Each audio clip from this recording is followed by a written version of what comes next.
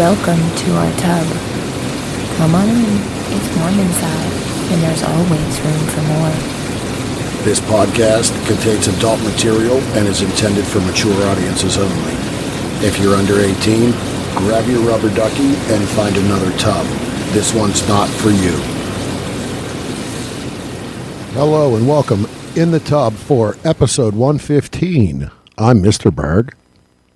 And I'm Mrs. Berg. There was a slight pause there. Did you forget your name? No. Was it that long of a weekend? Yes, it was. And yes. And I got up at 6:15 to go to work today also and dealt with a bunch of children.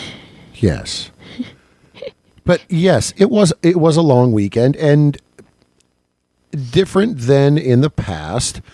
This episode is not going to be the first Exxxotica episode, as we just got back from Chicago, and typically we try to turn and burn and go right into it. However, we're taking a little bit of time and getting some of the dip your toes in the tub segments organized and edited out. And we as well wanted to get this episode out as it is really a full-length interview. Mm-hmm. We did prior to heading out to Chicago. Our guest reached out to us on a message board that we had put out. Hey, look, we're always open for guests for the show. This performer has worked with some top studios. As you will hear in our conversation, she kind of dove right in right after the pandemic and has really made a fast name for herself. So we definitely wanted to, bring this to everybody before we jumped into the Exxxotica stuff. So the majority of this episode really is going to be our conversation with Abby Summers. Mm-hmm. Great conversation. We'll definitely say that, again, as she kind of dove right in quickly, and has made a name for herself through Naughty America and a few of the other large studios. She has a very business savvy mindset. Mm-hmm. And definitely see her being around for a while, making some great content. So that's really what the episode is. Chicago, just really in a nutshell. Another great episode, or another great convention. Yes, we didn't get much sleep. Yeah, over the weekend, folks. Yes, and we always say, hey, we're going to get some sleep. We're not going to this. We're not going to that. And we will get into it in future episodes. But at the end of the day, it's really become such a family get-together for us. Mm-hmm. And really for everyone. When we really talk to the performers, the content creators, everyone there, everyone within the lifestyle area with Cassidy, it's about seeing each other and seeing friends and reconnecting and having some friend time. Mm-hmm. And again, that really is what this weekend was. We got some great interviews lined up. We have had the pleasure of talking to some people we haven't. Mm-hmm. So some new people are getting into the tub. We as well have some full-length interviews lined up with some great performers. Mm-hmm. Definitely a few of them that we've looked at for a while and said, boy, we'd love to have you there. And this time around, it was great because as we talked, they said, get your phone. Let's schedule something now. Right. I'm blocking off this date and time. I said, hey, we will send you a Zoom link or whatever for the interview at this date and time, and let's do it. So we really have some great stuff coming up in the future. It was a good time for us as far as, again, the family, but as far as networking and really talking to some people that we haven't in the past. So we're going to keep y'all in suspense for the Yes. shenanigans a little bit longer. Yes. I will say that one that is coming up that we have an interview scheduled for was on one of our really early episodes. And ever since, it was, wow, how do we get you to sit down and figure out the time to make sense for a full length? And that came through this time. So, left pretty happy with that. But here we are again, episode 115. We are going to kind of jump right into the episode. Summer is pretty much here. Hopefully it stopped raining in Pennsylvania, in Pittsburgh. Yeah, we're getting ready to float away. There's been some pretty bad flood damage here. So, hopefully everyone gets through that. But, they're saying it's going to be 70s for the next couple days. So I think summer is here, which is good for everybody to, take some of that personal time, get out, get some fresh air, open the windows, really kind of refocus and rejuvenate yourselves. Refresh. Yes. So, really, with that, we appreciate you tuning in.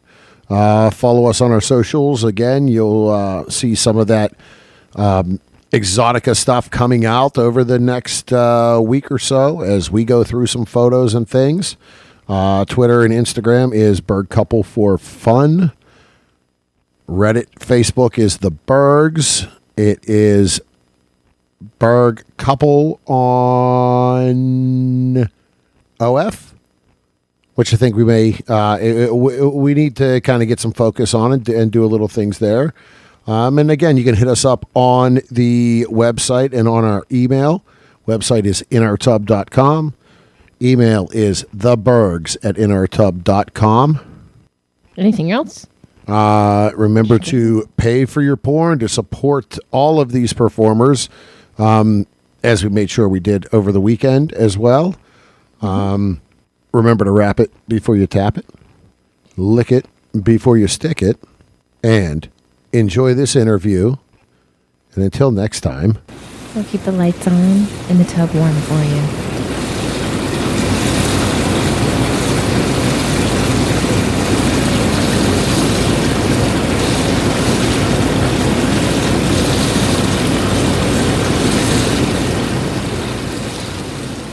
all right, welcome back in the tub. For this segment, we are joined by, once again, another very special guest.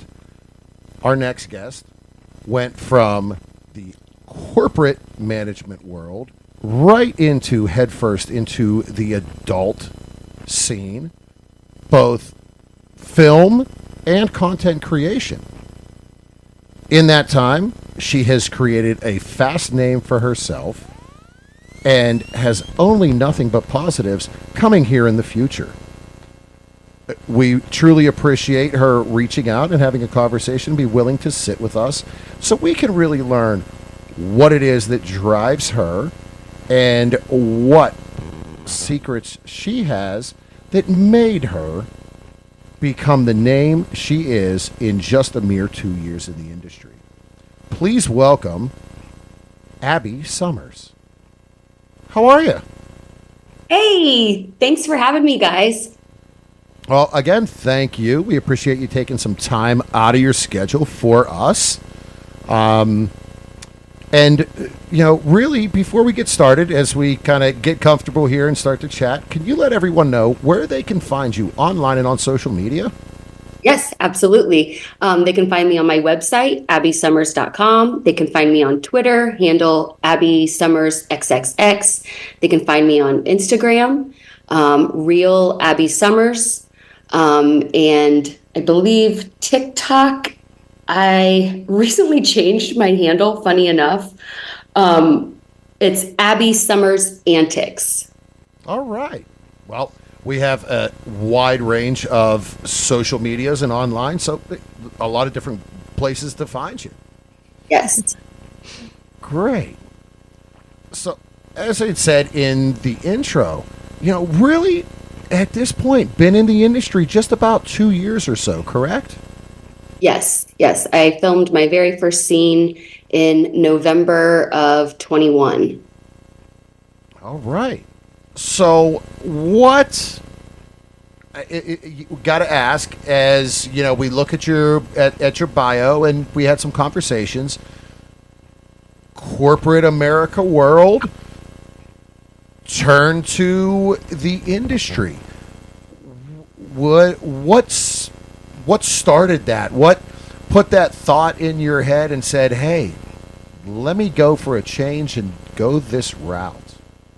Right. Yes. So I definitely did a big 180. Definitely shocked a few people. Um, COVID hit and I lost my corporate job, as many people I know as well did. I like to say that whole situation was a storm for everyone. Everyone was just in a different boat. Some were hanging onto a life vest and some were traveling in a yacht, but we were all affected. So I lost my job. I was collecting unemployment, looking for other jobs. And I've always been a bit of a wild card, always been very comfortable with my sexuality. And at this point, my three children two were already grown, and one was, on the cusp of that turning 18. And I started to research the industry.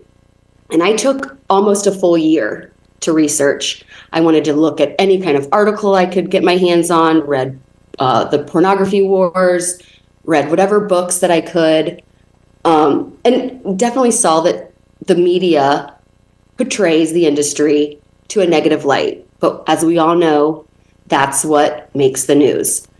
So I ended up creating a profile on sexyjobs.com. And that was basically the gateway for me.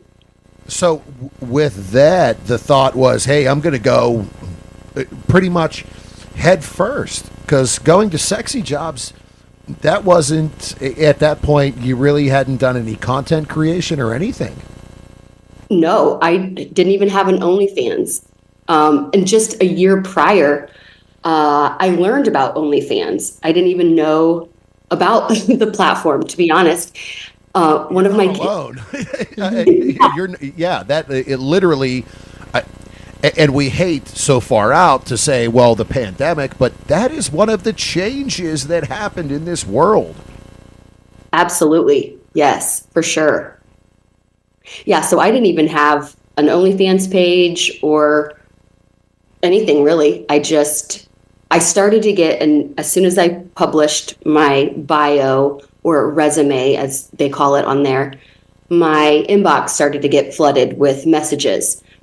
Now, anyone can look for talent. Mm-hmm. So I had to kind of cipher through who was legit, who was just wanting to tie me up in their basement. Sure.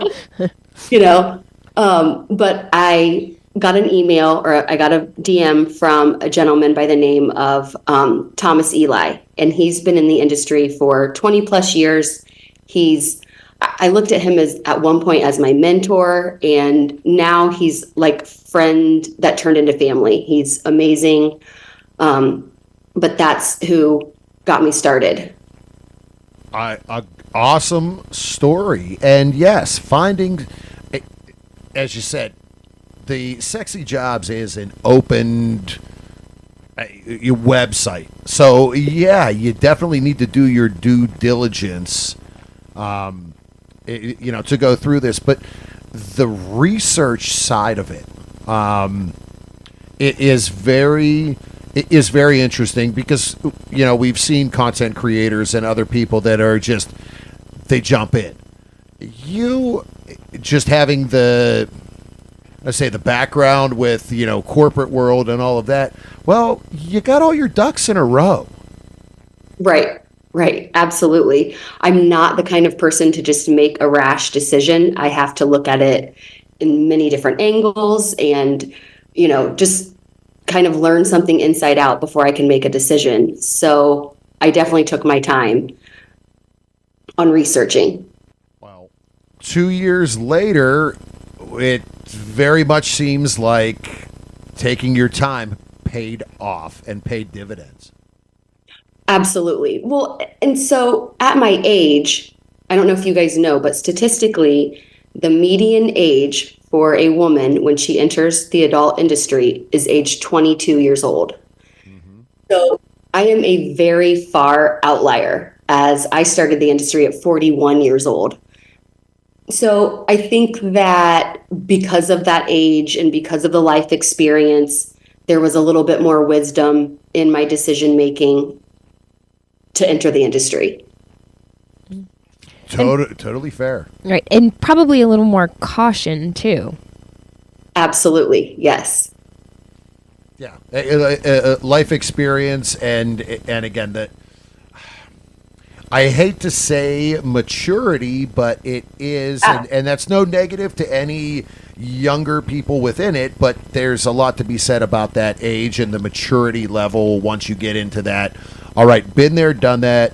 I know you can see red flags. You can understand and make even better judgments. I keep getting to that point. I'm like, is that the right word? But yeah. Right. Well, their frontal lobes aren't closed quite yet. So the decision-making processing is a lot more challenging for someone who's under the age of 25. I mean, it's scientific. It is what it is. And, I hate to think of young ones doing something where they don't maybe think about the consequences and, things that would affect them for their life. But I was young and dumb one day. Now I'm just old and dumb, so that's okay. Well, and again, yes, we've all made dumb mistakes when we were young. Yeah, sometimes we make dumb mistakes now, but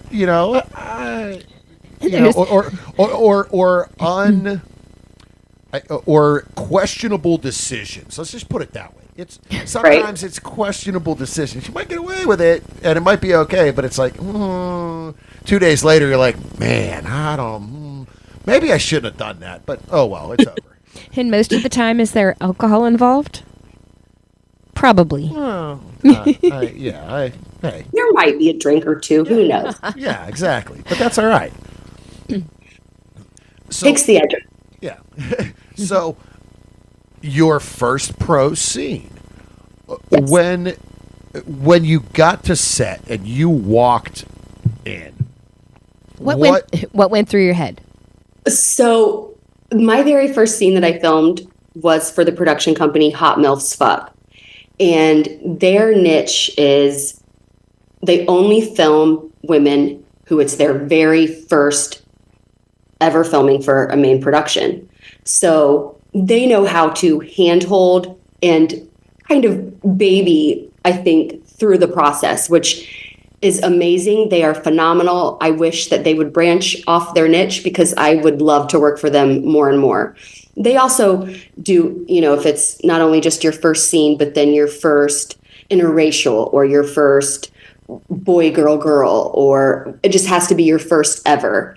So I was so nervous the night before getting on the flight, and I'm flying out to Arizona. So time change obviously was an issue, and my nerves and what I was packing. And then I get on the plane and I'm in the middle seat and I'm sitting next to someone who had so many cats, and I'm really, really allergic to cats. Oh, geez. It's still, it's 2021, so COVID's still kind of prevalent. I sneezed, I'm not kidding, like 50 times on the plane. Ended up taking a Benadryl, which is a nightmare for me because I just get so sleepy, and I was already sleep deprived from the night before, but my eyes were swollen and itchy, and I'm like, oh my gosh, this is how I'm going to show up to set. This is not fun. So I actually talked to the producer's wife, and she met me at the hotel, checked me in, and she said, take a nap. We'll push filming back 2 hours. So she was so sweet and so accommodating. So I felt comfortable immediately. But then going on to set, I had never had, I mean, I guess I had my makeup done, but I had never had fake eyelashes on my eyes ever. And that was like one of the first things that I was like, oh my gosh, how do people like keep their eyes open? It was like curtains or like windshield wipers on my eyes. I felt like, yeah, I've never experienced that. well, and the makeup that you wear for a scene, it doesn't look like it in the end product, like it's over the top makeup. But when you go and look at yourself in the mirror, you're like, ah, who is that? So it was just a bit of a shock for me in that sense. But I filmed with Tyler Nixon, and he was such a cool guy. I swear if we had met like in a different light, we would have ended up just becoming friends. He made things really comfortable, and how they start the scene, you know, they chit chat for a little bit. And so they kind of help you get a little bit more comfortable. It's not just and start, you know, so that was nice. I was glad that was my first experience filming for mainstream. Yeah, and nice. And from the comfort standpoint, again, it's different. Okay, if you're at home, I mean, and so many people, yeah, they've taken photos at home or videos at home here or there. You're going onto a set. Yep. That is, and I've had friends that know we have this side of this podcast, and that we have friends within the industry, and they're like, man, you know, I could do that. I could get into it. I'm like, look, you know, just think about this. Are you going to be able to drop trowel and whip it out and be able to go with 10 people watching you and lights and cameras and everything? And opening to the camera, and yeah, and the more we've actually done this and talking to people, it's like, yeah, you're opening and you're this and you're that. I'm like, no, it's not just like going home and, you know, and banging in your bed. Absolutely. Very different. Yeah. And you have to be comfortable with that, and to make you feel secure and comfortable and safe. That it says so much about the company. And again, as you'd said earlier, the media puts that spin on it because that's what people want to see. And anytime they can shine a negative light on the industry, they're going to. Mm-hmm. You know, absolutely. As we're going through, especially right now with all of these states and this age verification and cutting access, and it's getting crazy every day. You know, I'm seeing more articles about another state, and they're cutting, and you know, they're putting this age verification to really halt everything about the industry in these states. Yeah, absolutely. I mean, I get the drive for keeping young ones under the age of 18, their eyes off of it, because they are very impressionable. They could easily form an opinion about sex and think that that's what everyday normal life is. And it's just not. I mean, it's not, it's exaggerated. It's taboo, it's fantasy, it's totally different. It's entertainment. It is, and we've had so many performers that we've had conversations with on the show that they have said it's art. We are doing art.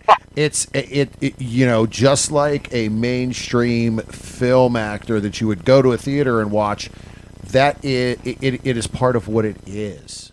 Mm-hmm. You know, it is the art of putting fantasy for you to watch.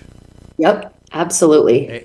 And again, I mean, I look back to my days when I started watching, and I'm going, yeah, if I thought I was going to be, you know, Peter North or Rocco from back in the day. What? Yeah, right.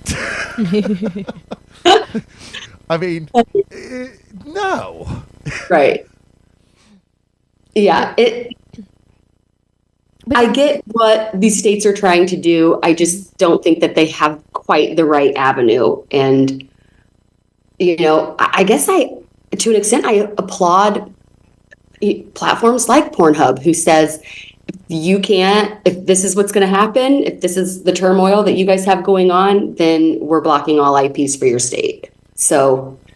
Exactly. Yeah. Exactly what they did in Texas. Okay, fine. This is, you're done. IP addresses are blocked.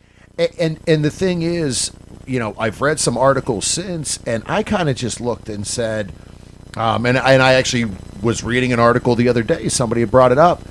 Guess what? Where there's a will, there's a way, because all you got to do is use a VPN. Oh. I mean, literally, a VPN costs $12 a month, a good one. But yeah, and again, we agree with you from the age standpoint, and under 18, our son, and we've talked about it. Yes, he is of age now, and when he became of age, it was all right. This is the podcast, and it's on adult entertainment. And was he shocked?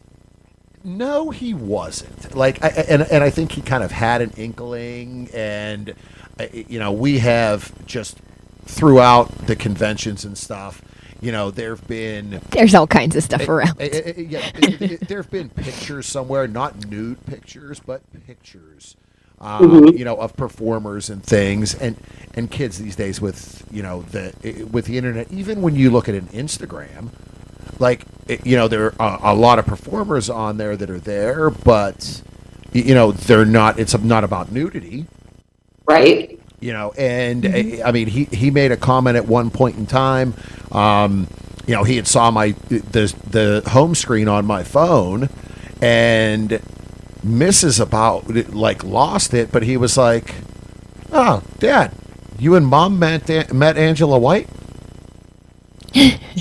And oh my God! Just threw the name out there like it was nothing. And I was just like, and this was just before he turned 18, and I went, and she was like, "Oh my!" And I went, "You know what? No, she is such." The thing is, I know it's out there, it's available for him, but it's kind of like, how do you know who that is? As a mom, especially with a teenage boy, it's like. Some of that's hard to swallow. That it's getting to that point in time where we want to put our heads in the mud about it. Like, no, we don't want to hear or see. Right, not entirely. Because I did have that conversation with him about when he had a serious girlfriend about you have the condoms. Do you know how to put them on? Do you know because no matter if you have them, if they're not used right, it doesn't matter. Right. But, any more than that, I kind of want to stick my head in the mud a little bit as far as him thinking about him watching porn or something like that.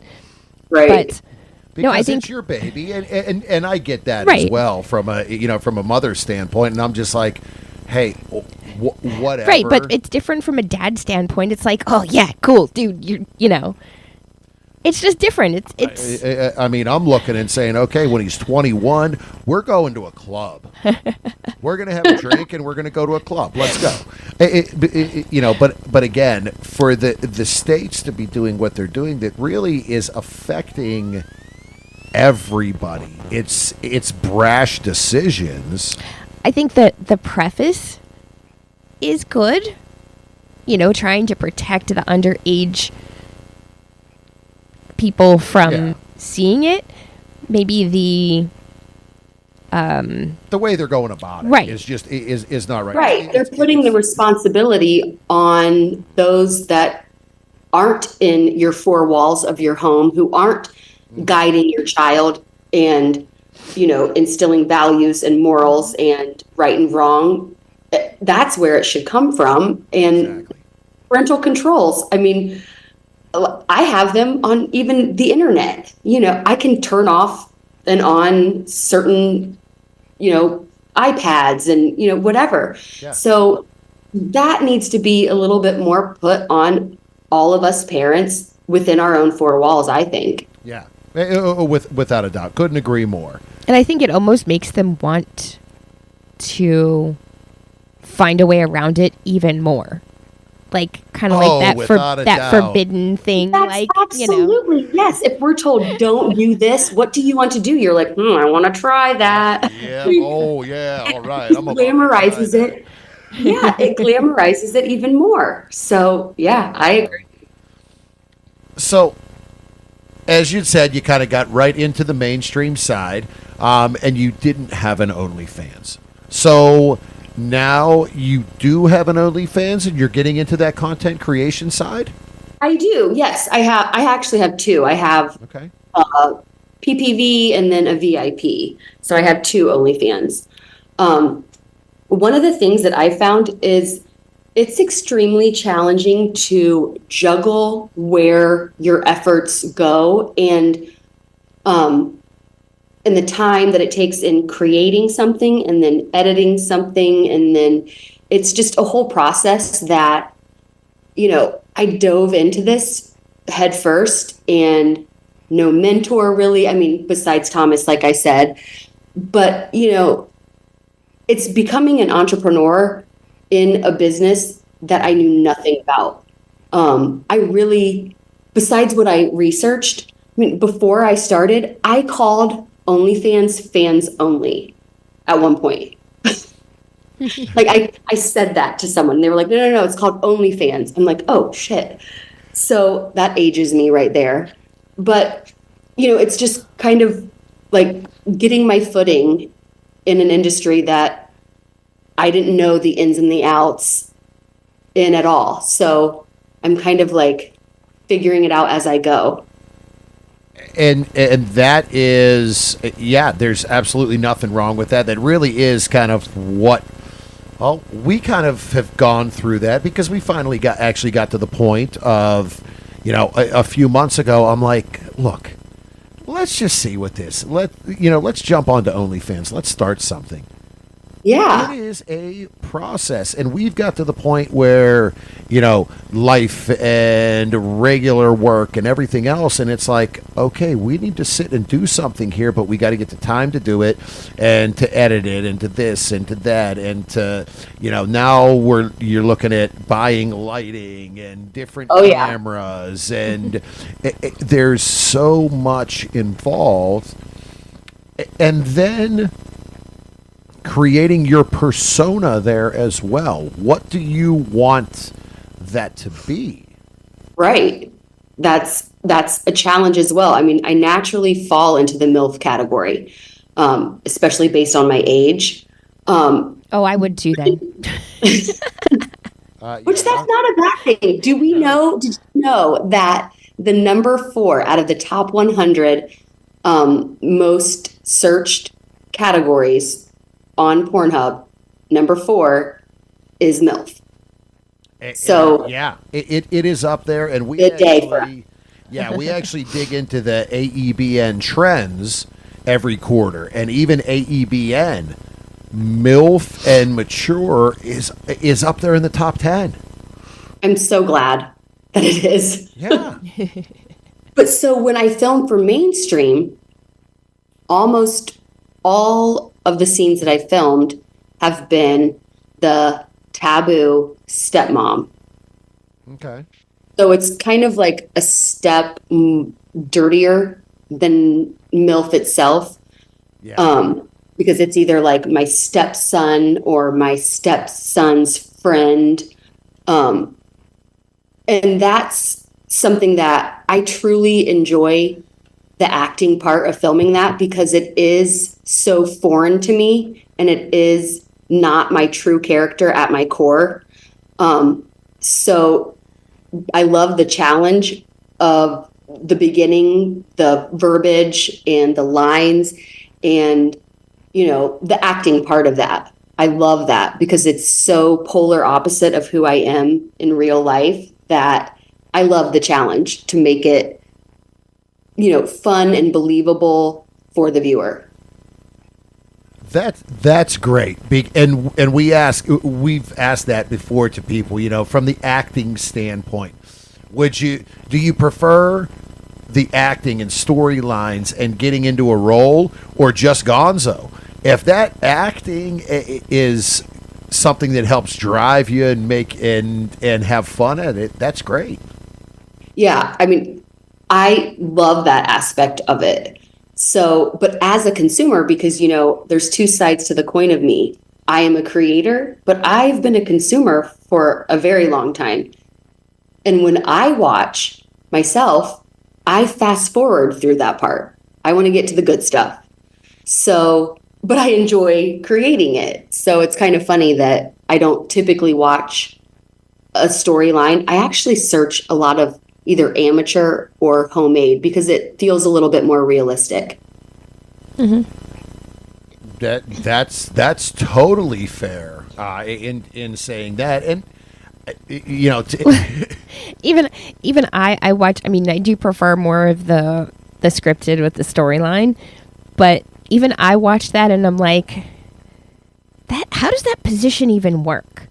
Like, because of the whole like playing to the camera and open to the camera, and I'm like, that can't be, like, somebody's gonna get a cramp. as compared to when you get into that amateur stuff as well, and the amateur world is definitely a growing niche genre, whatever you want to call it.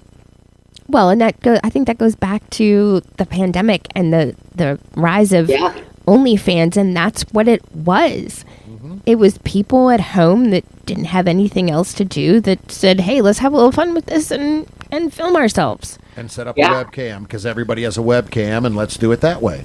Mm-hmm. And VR had to have taken off during the pandemic.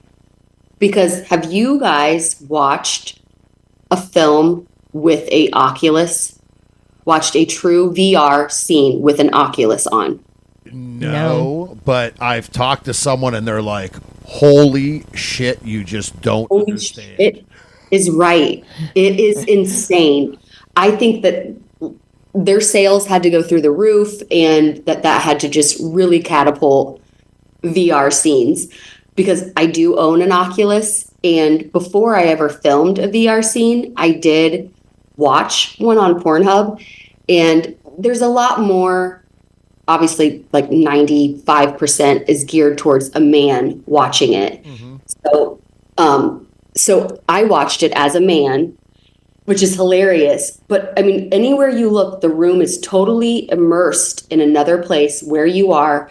And so I got my first blowjob that day on VR porn. Nice. I'm like, I look down, I'm like, I have a penis. I have man legs. I mean, it's amazing how good the quality is.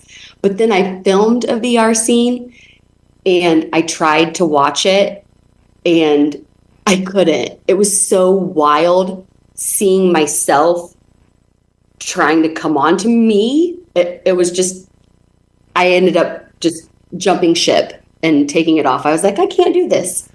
That'd be a little... Yeah. A little weird. Mm-hmm. Now, is there a lot more involved in filming a VR scene? There is. And funny enough, so I didn't even know that the scene was going to be VR until the night before. And then I didn't know what exactly that even entailed. So what we all do, Googled it.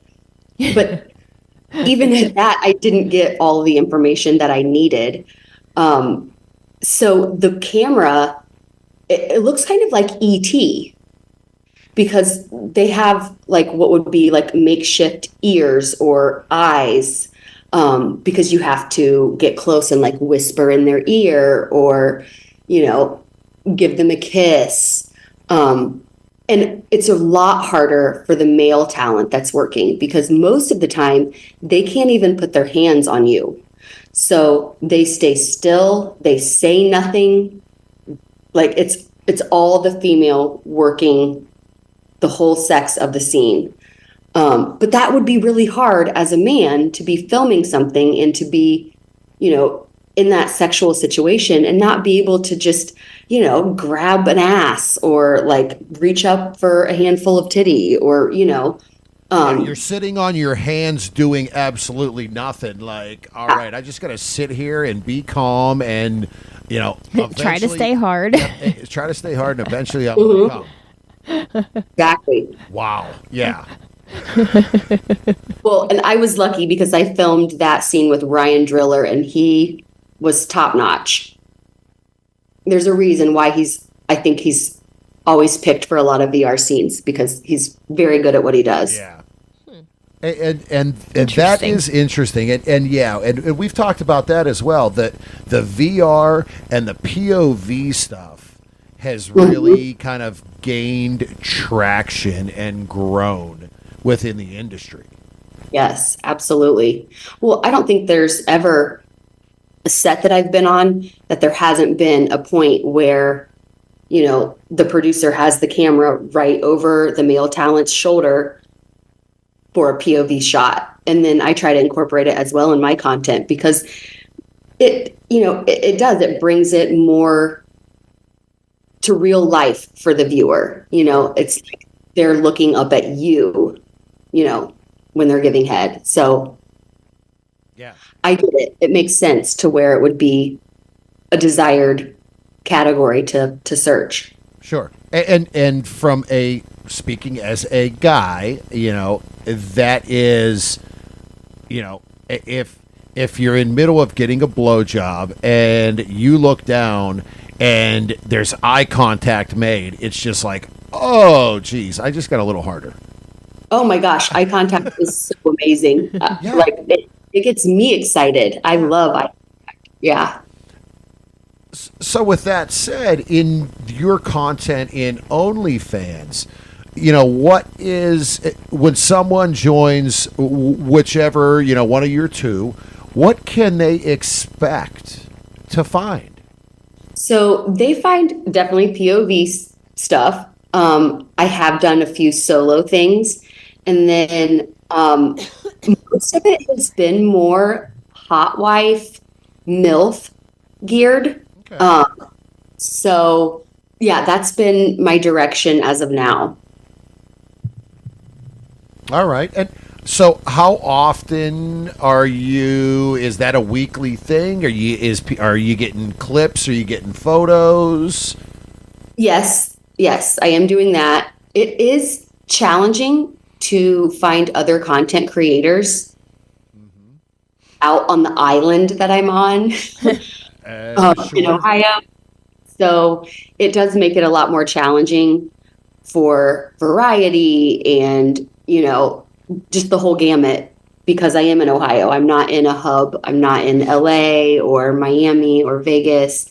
So, but obviously when I do travel, I try to always set up content as well as working for mainstream, which inevitably makes the time that I am out of town pretty busy and I end up back home pretty exhausted.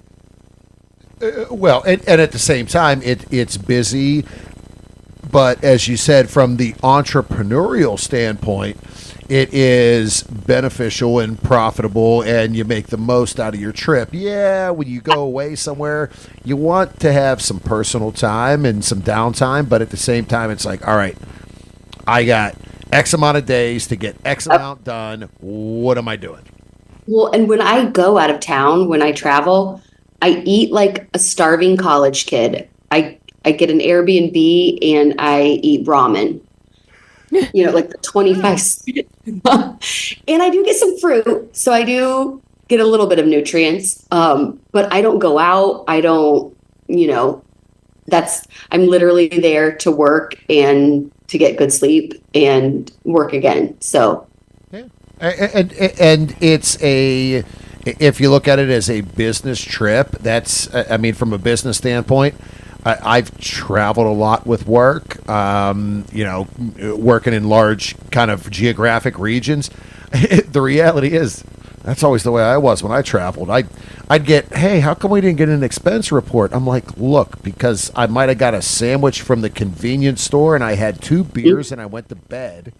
Right. I got up and worked again. Like, that is what it is. Yep. That's exactly how I am. When you say travel, does that include conventions? So I did go to AVNs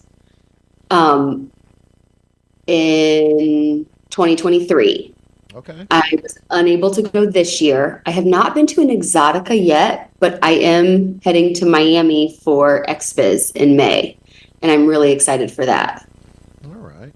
Well, and XBiz is a talent-only convention. It's not a fan convention in Miami, correct? True. Yes. Yeah, their only fan-facing event is their convention in LA in January. Right. That was just this past January. So when you went to AVN last year, yes, what was your thoughts? So I obviously so I am signed with ATMLA. And besides the communication with Mark, which he's amazing, I didn't know the nitty gritty. I'm like, what should I really, really be wearing? And what does this trip really look like? So I kind of went there with not as much information as someone like me would like to have. So I had to get this huge banner of myself to have like behind me, and which I just thought, gosh, like, why do I have to have a 10-foot banner of myself right when I'm right in front of it? But I get it. But I'm like, God, that's too big. And it was so cool to meet fans. That was awesome. But I truly didn't know exactly what it was going to be like. And I loved all of the toy companies that were out there. And I loved the downtime that I had so that I could peruse all of the rooms and, check out all the new gear. And walking the red carpet was an experience for sure. I've never done anything like that before then. So it was exciting. It was fun. Great. And it was fun to meet other female performers, especially those that are, signed by the same agency. Just because I film so much with other men. I've only filmed a handful of scenes that are with other females as well. So I know more men in the industry than I know women. So it was really nice to meet other women and, to go to the white party and just meet other women in the industry in general was nice. Yeah, and utilize it for some networking. And again, when you look at a company like ATML or ATMA, it's such a large group. When are you ever all together? When when are the other performers there, except at an AVN or maybe an XBiz? Right. Yeah. To really be able to, make those connections with people to say, hey, you know what? Yeah, I'd love to work with you. We're talking here. What can we do? And you're able to build that bond as well. And you had said earlier, and we have said before, the family. The industry has, for those not involved in it, don't understand, and we've been welcomed in with open arms. It is a true family. As we said, as dysfunctional as it can be sometimes, every family is dysfunctional. Right. We have become friends with some of the most genuine, true people that we've ever met. Right. And right. Well, at the end of the day, we're all just people, Exactly. Right. Yeah. And a lot of what we've even had performers as we go to the Exxxotica, as we shared that prior, we've become friends with performers that we've seen it at Exxxotica, and we're standing in line to see them, and they'll wave, and we get up, and they're like, "Oh my, it is so great to see you," and give us a hug. They're like, "Look, we can be ourselves and relax and breathe and unwind for 10 minutes to talk to you." Mm-hmm. And just shoot the shit about, the dogs or this or whatever it might be. Yeah. We went on vacation last year, and we went out to Vegas. It was a family vacation. We had dinner. We sat for 5 hours with our son and a performer and her significant other, just shooting the shit and having dinner and having a couple beers, like friends. Mm-hmm. Yeah. And so that is, I can see where AVN is that way, especially as you said. You're not in those hubs. You're not where the majority of the performers reside. Right. Yeah, I feel like I'm on an island. Yeah. So did you get away without having the AVN flu when you came back? I did. I did not get sick. I actually had gone, and I didn't end up doing it, but I'd gone to an IV bar, and I wanted to schedule, like an IV for after, and they were like, "You're doing it all wrong. If you're going out of town and you're going to a convention and you're going to be on a plane, you come to us first." And, it's like even in parenting, we can help on the front end, but when you come to us on the back end, shit's already whack, You're done screwed. Yeah, it's like, keep us involved at the beginning. So, Interesting. Yeah. So I think that I'm going to hit up an IV bar prior to Miami and just get like some good, vitamins and minerals and whatever to help sickness stay at bay.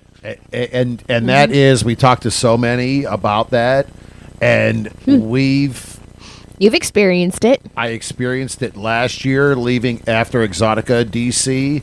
Literally, it was 3 days after. I do not get sick. I'm one of those, like every few years I'll get sick. I couldn't get out of bed for 3 days. No. And it was funny because she sent a picture of me in bed in a hoodie under the covers to a performer friend of ours, and she laughed. She went, "Ha, you got the flu." Yeah. 2 days later, she sent a picture, and she's like, "Damn it, I haven't got out of bed in 2 days. I got it too." Spoke too soon. So yeah, it can be rough. We definitely hear those kind of stories.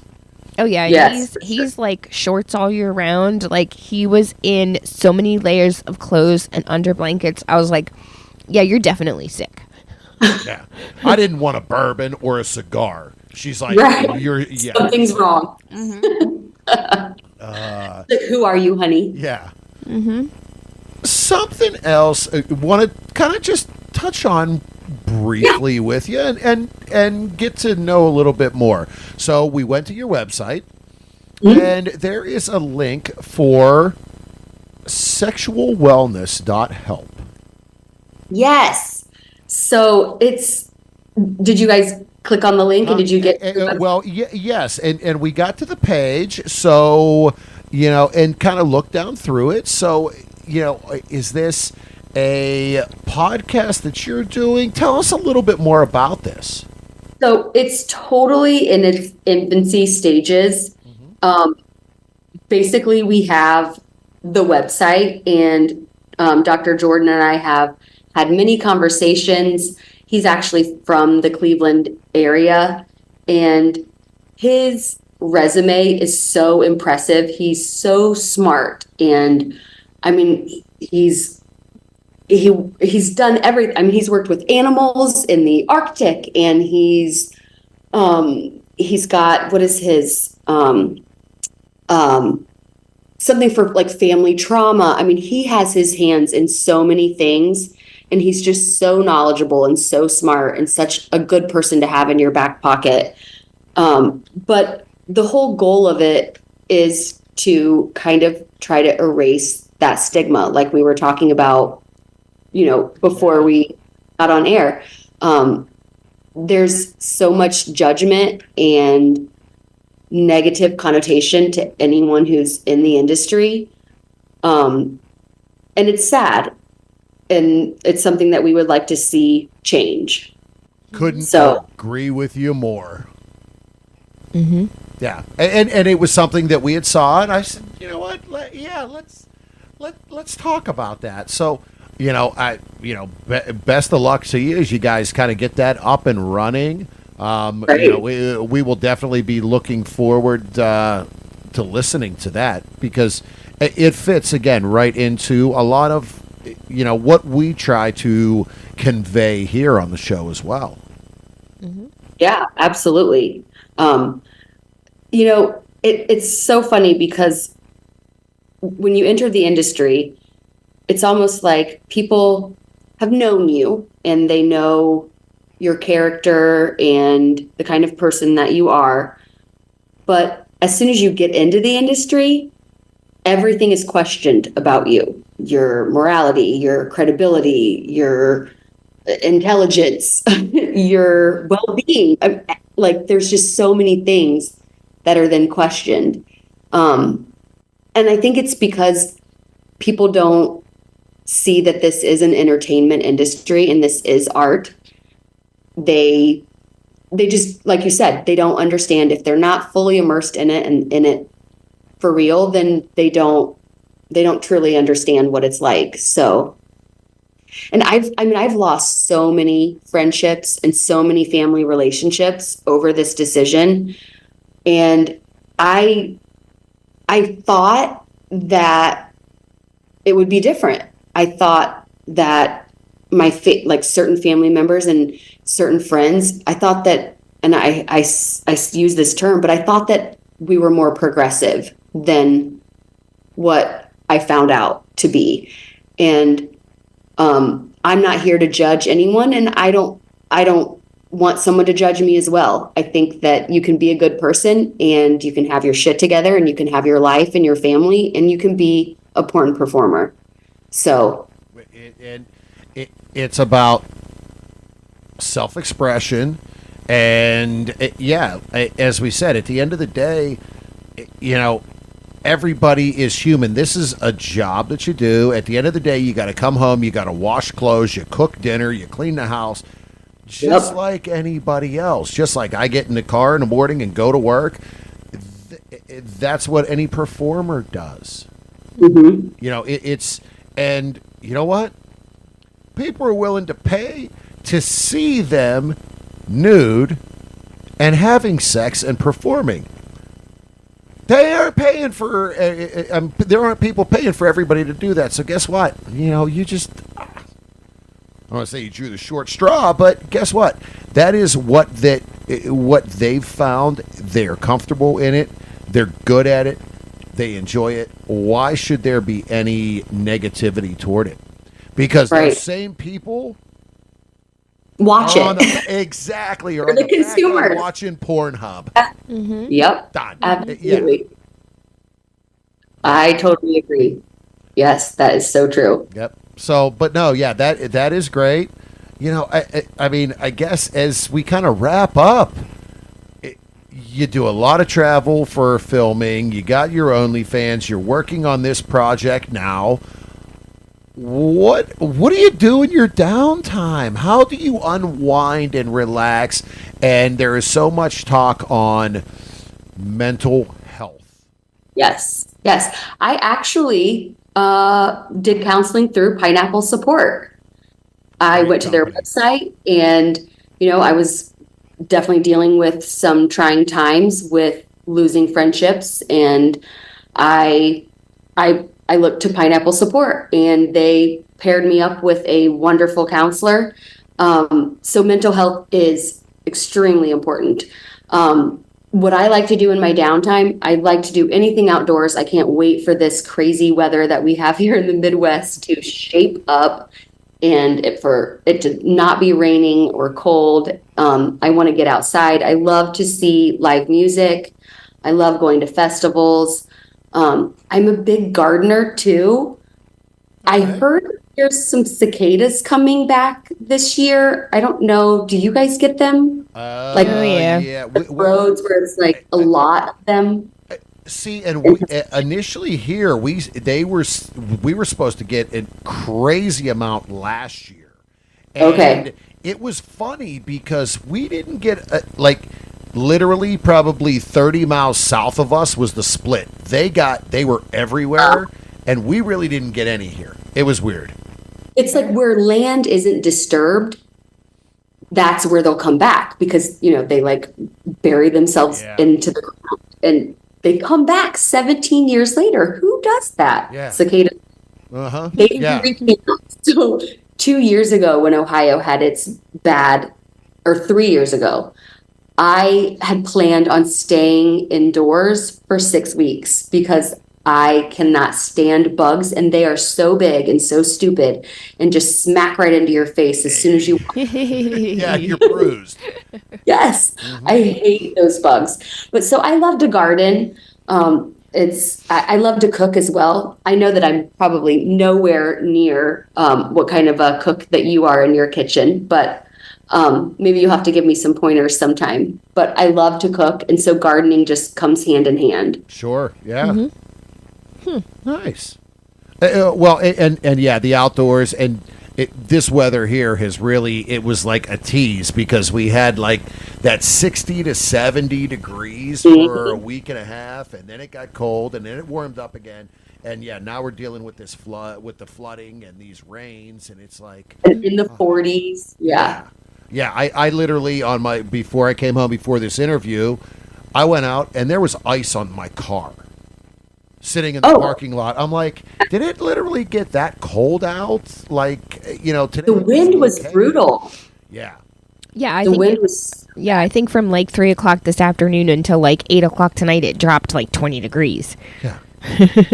Yeah. So, but yeah, no, yeah, gardening season is here. So, and that's, When things dry out. yeah. Well, now's the best time to turn everything over and get ready. But again, being outside, there's so much to be said about, just having that.